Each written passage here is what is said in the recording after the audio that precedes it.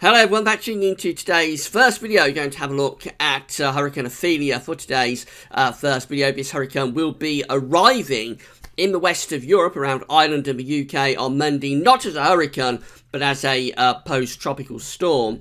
And it will be packing quite a punch, so I thought we'd better sort of isolate this out and have a look at it in its own terms. And then later on, we'll do JMA Friday as always. On a Friday, we'll have a detailed week ahead look ahead. But this first video is going to be concentrating on the now Category 2 Hurricane Ophelia and the impacts for the early part of next week. So we'll begin looking at the National Hurricane Centre. This is the latest from the National Hurricane Centre in terms of tropical storm and hurricane activity. Just very quickly to draw your attention to this yellow X down here. To the west of the Caribbean, I should say to the east of the Caribbean. That's just a disturbance area at the moment. It's got less than a 40% chance of developing into a tropical storm, but it's within warm waters, and over the next 2 or 3 days we might see this as it gradually pushes northwards and westwards. We might see it starting to develop into some sort of storm or maybe even a hurricane later on. This might eventually become Hurricane Philippe, you never know, but that's the next name on the list. But at the moment, that's just a disturbance area of thunderstorms. This is Category 2 Hurricane Ophelia just here in the northeastern part of the tropical Atlantic Ocean. This is the forecast from the National Hurricane Centre in terms of the movement and development of Hurricane Ophelia. So this is where the currently Category 2 Hurricane Ophelia is at the moment. The National Hurricane Centre is moving this northwards over the coming few days. So by tomorrow, it's just to the east of the Azores. And as we get through into Sunday, there it is sitting to the west of Portugal. Now, by the time you get through to 2 AM on Monday, it's down to post-tropical feature just here to the southwest of Ireland. And by 2 AM on Tuesday, it's across the northwest of Scotland as a post-tropical storm. So it's going to be a major area of low pressure. It's running in that sort of direction. So it's heading through Ireland and Scotland in particular. Might bring some strong winds elsewhere, maybe to parts of Wales and northwest and possibly to southwest England as well. But it looks like the strongest of the winds is going to be for Ireland and Scotland with this particular feature remains of Hurricane Ophelia. This chart is showing tropical storm force wind probability. So the brighter the colours, the greater the probability of seeing some damaging winds, essentially. So you see that for Ireland, Republic of Ireland and Northern Ireland, we've got something like a 70 to 80% probability of seeing some disruptive winds from the remains of Hurricane Ophelia. Scotland has got something like a 60 to 70% probability, and the probabilities have actually increased a little bit for England and Wales too. So much of Wales and northeastern England seeing between a 30 and 40% probability of some disruption. Southwest Scotland down into northwest England, there we've got something like a 50 to 60% probability of seeing some disruption. Down to southwest England, it's between 30 and 40% probability of disruptive weather. Through the Midlands into southern southeast England, not too bad there, low probability of seeing disruptive winds. So it looks like the further north and west you go with this, the greater the chance of seeing some damaging weather. So these are the facts charts from the UK Met Office. So this is the human interpretation of the models by the forecast at the UK Met Office. This is for midday on Sunday, British Isles being just there. Let's go down into the bottom of the chart, and quite unusual to see a named hurricane on the facts chart, on the UK Met Office fact chart. But there is Hurricane Ophelia named a few hundred miles off the coast of Portugal. Portugal, of course, being just there. So we have got, unusually, a named hurricane on the facts chart at midday on Sunday, a long way from us, but by the time we go through to midnight on Monday, well, now it's ex-tropical storm Ophelia, which is just here as a very, very deep area of low pressure, now a few hundred miles to the west of the Bay of Biscay, and heading ominously northwards up towards Ireland and the UK. Now, as we get through into midday on Monday, here comes extratropical storm Ophelia heading up into the south of the Republic of Ireland. Notice these very tightly packed ice bars are wrapped around this area of low pressure. So some very strong winds will be pushing in with the remains of Hurricane Ophelia, and no doubt a lot of heavy rain as well heading up in towards the Republic of Ireland. We've also got a cold front swinging in across England and Wales. That's been quite humid there, so that might trigger off some thundery downpours potentially as it pushes eastwards on Monday afternoon. We finish up with a VAX chart at midday on Tuesday, and by then the remains of Hurricane Ophelia are off the northeastern coast of Scotland. So clearly what's happened is that the storm has gone in that sort of direction. That may be a little bit out, but it's gone in that kind of direction. It's given a hit to Ireland, to Northern Ireland, and to Scotland in particular.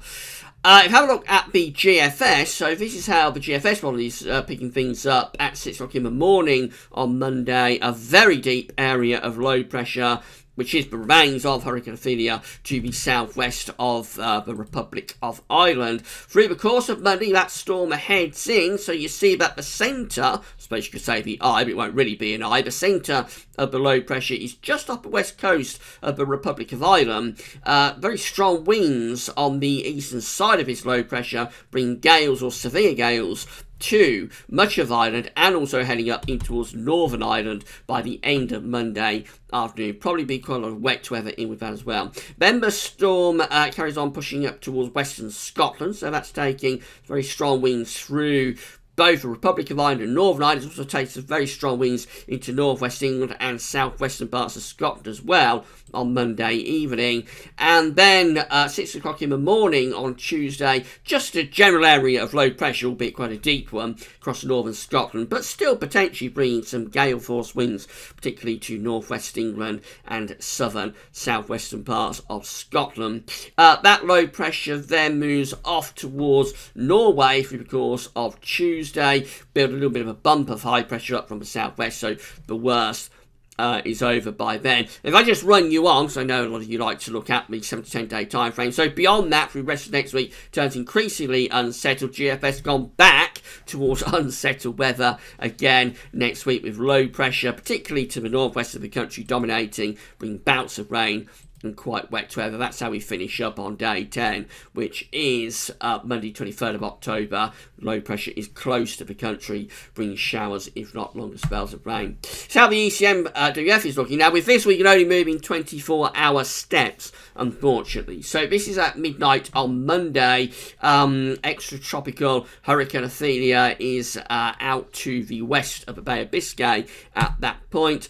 By midnight on Tuesday, so it's gone from midnight Monday, I should say midnight Monday, there we go, to midnight Tuesday, and the low pressure then is across Northern Ireland, essentially. So again, bringing quite a battering of winds to much of Ireland, both the Republic and Northern Ireland, and also bring some strong winds in towards southwest Scotland, northwest England as well. By midnight on Wednesday, that low pressure that was extratropical Hurricane Ophelia is heading in towards Norway, and it's opening the door to unsettled weather through the remainder of next week. The ECM WF up to day 10 does look particularly unsettled and becoming a lot cooler as well through the course of next week. And then finally, this how the GM is picking things up. So again, this is midnight on Monday, where we've got extratropical storm hurricane to the southwest, or Ophelia to the southwest of Ireland, and this storm pushes north and eastwards again. Very, very tight packed ice bars hitting Ireland. I know we do have a lot of people watching from island, so you really could get quite a battering with this through the course of Monday. I think gusts of wind up to 70, 80 miles an hour is certainly possible, and that pushes up into towards Northern Ireland as we go through the course of Monday afternoon, bringing quite a battering there. Very strong winds heading into southwest Scotland, northwest England as well, and then by the time we get through to midnight on Tuesday, so that's a remains of Ophelia just there to the northwest of Scotland. At that point, more low pressure is waiting downstream in the Atlantic, and that sort of opens the door then as we go through next week to very unsettled weather. Low pressure firmly dominating, another quite deep storm heads in at the end of next week with the Canadian model, the GEM, finish up on day 10, Monday 23rd of October, looking very unsettled indeed. So it looks like the remains of Ophelia going to do two things. It looks like it's going, well, three things actually. It looks like it's going to primarily bring some very disruptive weather potentially to parts of Ireland on Monday. So watch out for some gales, possibly severe gales for Ireland on Monday. That pushing north into Northern Ireland through the course of Monday afternoon and evening, and then potentially getting in towards Scotland overnight, Monday into Tuesday. Now, we might see some very strong winds elsewhere, so northwest England is not out of the question to get some disruptive weather from this. Parts of Wales and maybe southwest England too is within the risk of some disruptive weather, and of course if this storm was to be transferred any further eastwards, other parts of the UK will come into the firing line. But at the moment it looks like the Midlands, which are central, southern, southeastern and eastern England, will miss the worst of this, with the north and west definitely prone to the worst conditions. So that's the primary thing that Hurricane Ophelia is going to do, or the remains of Hurricane Ophelia. The other thing that it's going to do, it looks like it's going to really sort of ramp up the jet stream. So once it gets out of the way on Tuesday next week, then we're opening the door to very unsettled conditions with a lot of wind and rain coming up through the remainder of next week. And it looks like the third thing it's going to do, after initially bringing some very warm air to particularly eastern parts of the country on Sunday and Monday, it looks like once it's gone through, it'll introduce much cooler air, so it's going to feel a lot cooler later next week, and it will also be very unsettled as well. So that's the long-term impacts. For shorter-term impacts are going to be risk of gales or severe gale force winds for the north and the west on Monday and on Monday night as well. We'll keep you updated on that, of course. Right, that's brought you up to date with all the latest on Hurricane Ophelia. Later on this afternoon, we'll have JMA Friday dealing with next month from the Japanese CFSV models. Come back that this afternoon. That's all for now, and thanks for watching.